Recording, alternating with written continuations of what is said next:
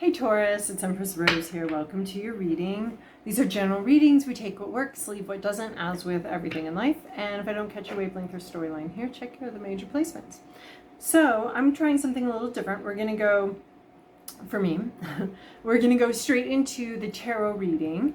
And then if that resonates with you, then you can go ahead to an extended reading with more oracle cards and other information. So, without further ado, it does feel a little strange, so I'm still getting used to it. There'll probably be adjustments going on as I get used to it. So overall for the reading, we're going to take that from the bottom of the deck. We get patience, temperance actually. Temperance, this is our a little bit of this, a little bit of that. This is the mixer. This is our mixologist of the deck. She's mixing a drink. She's got these cups in her hands and she's mixing things. This takes time, so there's an element of time. There's also some divine guidance, messages from the divine, but it's an adjustment period. It's getting used to something, integrating something into your life, and it takes time. It just takes time. There's some sort of adjustment period going on to some sort of new reality, some sort of new situation, and you might be integrating something into your life. You might be getting used to something. This is all in the flow. Nothing's wrong. Nothing's out of sorts. Nothing's out of order here. Not that nothing's out of order, but this is. It just takes some time, and sometimes we can freak out about situations or be worried about how long till I adjust to this, to my new normal. So this can be adjusting and adapting to a new normal. And it's just going to take some time. So you might feel a little wonky, you might feel a little bit weird, you might feel a little bit like neither this nor that, neither here nor there, kind of in some sort of in-between adjustment period. So for Taurus, this is your past, your present, your inner landscape, what's at issue, your environment, to-do list, possible outcome. Okay. Oh.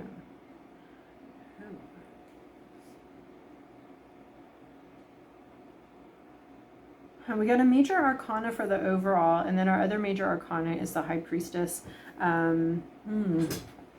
Which to me is always the tarot deck telling you, I'm not going to tell you something, but it's about what can be known and what can't be known. So dealing with that. So both of these, Temperance and High Priestess, they both, to me, this is in your inner landscape. I'm just reading overall to get an overall general overview of where we're going here. So this is a little bit about what yes and no, here and there, can and cannot, can be known, cannot be known, open and closed. A lot of duality here and a lot of tension between those dualities. So in your recent past, you have Knight of Wands. So this might have been a person because it is a court card.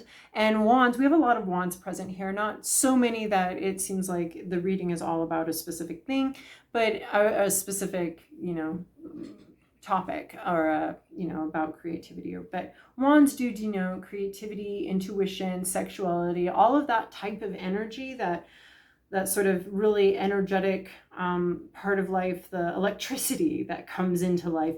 It's all in the same area in our psyches and in our bodies. So Knight of Wands here, right? Our procreative parts are procreative and creative, not creative. Yeah. So procreative and creative, all of that kind of sitting in a similar sort of area of our psyche. So Knight of Wands here, we have passionate, intuitive, creative communication in your past. A lot of creative communication. There can be definitely some impulsivity. The Knights are brave, they're courageous, of course. So they sometimes, whether something's impulsive or courageous, the eye is it's in the eye of the beholder. It depends on who's looking at it and what their norms are, what they think. So a little bit rash behavior or communication sometimes, but also it can denote creative communication, and that strikes a little bit like lightning and goes a little fast. That is that electricity element I was talking about earlier. So yeah, we have some communication, creative communication possibly, or very impulsive communication. Current situation, the whole is on ice. The situation has been put on ice. Sent to bed to take a nap. Yeah, Four of Swords is a certain part of the day. This is like your 11s. It's like tea time, sort of, you know, we've got the 1 through 10 of Swords, and we're just at the 4 of Swords. So we're going to think of it as sort of break time, tea time. 11s is kind of timing wise. Like, we've already gotten a lot accomplished here. So a lot's been done in the situation, but now we're kind of taking a break from a situation. So these breaks are good, right? Humans, I think both in Aries, this kind of came up, our energy, both I think creatively and psychologically and physically, goes to maintaining, goes to healing, goes to growth finally, and last of all, when we have all of these others taken care of, then we can add our energy to growth. Children only grow while they're sleeping. Physically, they only grow while they're sleeping. So sleeping is absolutely important. Rest is very important. It's some downtime. It's a break time. It's rest. This allows us to revision the second half of the day, to take a break, stop. The momentum is stopped. We had huge amounts of momentum in creative or intuitive communication here. Now we have the momentum coming to the stop.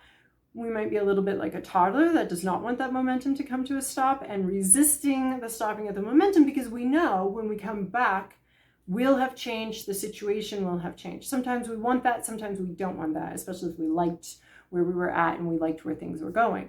So imposed externally or chosen personally, or just what's happening, you're on a break, and you are going to come back to the situation. Most likely you'll wake up from your nap, you'll come off break here, and the energy will be a little different. You'll be different, but you'll have had a chance to sort of recalibrate for the next part of your day, re-envision the next part of this journey. It'll be a recalibration time, a beautiful rest time. So do not fear the rest, do not fear the nap.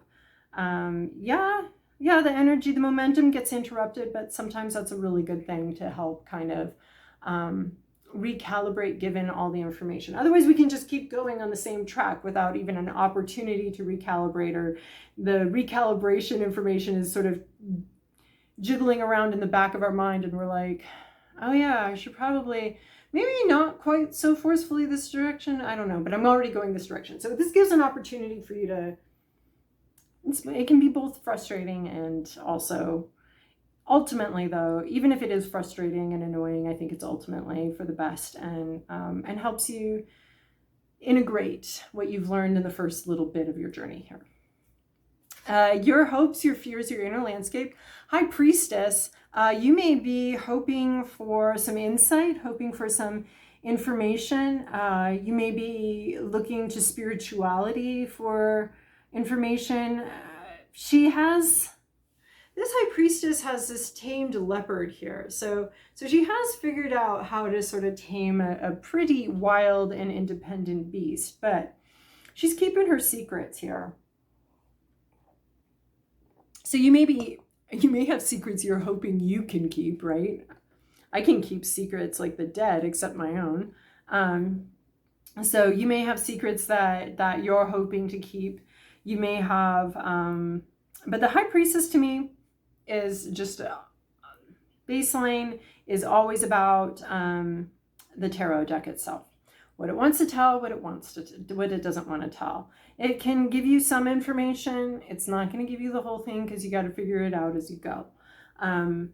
Right? We can't just, some information you can really tell people, but for them to internalize that wisdom, some of it we have to figure it out on our own. And so the High Priestess, when she shows up, she's always about some of this stuff you're going to have to figure out on your own. I'm not going to just sit here and spoon feed you answers. You got to go foraging yourself. But in your hopes and fears, I think I think what's on your mind is all that can be hidden, all that you don't know, maybe even all that you've hidden from yourself. You're just really thinking about that. What you can know about your journey, what you can't know about your journey. about where you're at. You may be a little frustrated about how much you don't know yet. And if you've had to take a break, well, but I was just getting started. Yeah, well, it's 11s, so, and she looks to me a little bit, these two cards just both have a lot of duality to me as far as knowable, tameable, untamable, knowable, unknowable, the magic and the mundane. And you may be, you know, just wanting to rush through an adjustment period, an adjustment process. And she's definitely here saying, no, you can't. So in your, what's an issue here? 10 of Wands. Something, the 10 of Wands reversed is always really interesting, because it could be two things. It could be a refusal to, like, life's like, it's nap time and you're like, okay, sure, I'll just take my work. Life's like, it's break time and you're like, okay, I'll take my work to the break room. I don't need to take a break. Life's like, yes, you do need to take a break. It's all part of an adjustment and growth process. And you could be like, I'm going to just take my work into the break room then, if that's okay with everybody. And this is actually a problem with everybody, or not everybody, but this could be problematic. The 10 of Wands reverse can also be nature, gravity, just some part of the situation is helping you to let go of something, because 10 of Wands in the upright is burdens, carrying other people's shoulds, carrying other people's expectations. We get it in the reverse, and it's we got some help from the universe here to let go of something. It's going to help us. It's creating a situation in which we have to let it go, in which it feels easy to let it go, in which it feels more effortless than it would if we were to let something go. So it's like this break time is pretty effortless. It could go either way. You could be resisting it and wanting to work through the break, or your boss could be like, or the universe, or this high priestess here, could be like, no, we're actually going to take this work away from you. And this, it could be an imposed break, and it's just very natural part of order of the universe. It's actually, you're not going to be able to work on this anymore, so you might as well just drop it. And the wands the 10 of Wands can be about shoulds, expectations, burdens, things you've been carrying that have gotten a little heavy, projects you've been working on that have gotten a little difficult. And then now it's almost like, you know, you get a cold or something and it's like, well, I can't go to work now. Well, I was kind of burnt out anyway, so, oh well, I now have to stay home for 3 days. It could be a little bit of that situation. In your environment, 7 of Wands, some defensiveness, feeling attacked and accused and needing to stand your ground. This could be somebody you know, someone in your environment who's standing their ground and is not, this could be your boss, like, actually, no, you legally have to go take a break right now, and I'm the one that's going to get fined if you don't, so go take it. So someone here is standing their ground.